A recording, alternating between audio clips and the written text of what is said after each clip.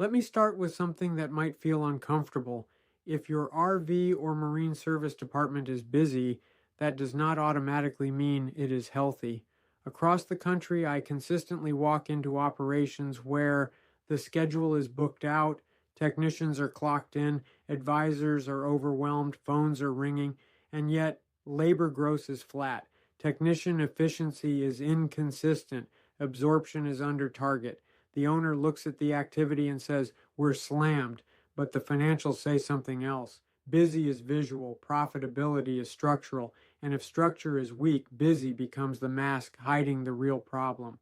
There is a psychological trap inside fixed operations. When a shop feels active, leadership relaxes, movement feels productive, but activity without control creates long cycle times, technician downtime between jobs, ROs sitting open too long, delayed approvals, margin erosion that no one notices daily. I've seen stores with 6 technicians clocking 45 hours, but only flagging 32.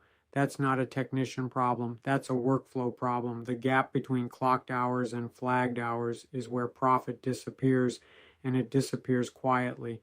Let's talk technician efficiency. In a structured operation, a strong technician should consistently flag 55 to 60 hours in a 40-hour week. If your technicians are hovering at 75% efficiency or lower, you do not have a motivation problem. You have dispatch inconsistency, parts delay, RO readiness failure, or approval lag. Technicians cannot produce in chaos, they produce in structure. When structure is weak, the department pays technicians for time that does not generate margin. In underperforming stores, dispatch is reactive. Whoever shouts loudest gets work. Technicians pull from the board. Sequencing is inconsistent. High-performing stores treat dispatch as a control system. Daily production targets are known. Skill matching is intentional. Jobs are pre-qualified. ROs are staged before assignment. Dispatch is not administrative, it is strategic. If you do not control workflow, workflow will control your profitability. Advisors are often the most underdeveloped position in fixed operations. Many advisors write light repair orders, undercharge diagnostics, fail to set proper expectations, avoid presenting additional work thoroughly.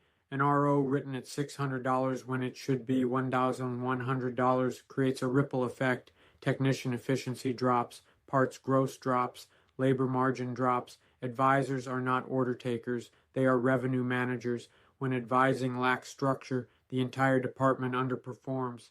Now let's address the silent killer: parts friction and warranty drag, technicians waiting on parts, incorrect parts ordered, returns unmanaged, warranty claims submitted late, undercollected reimbursements. Each delay compounds.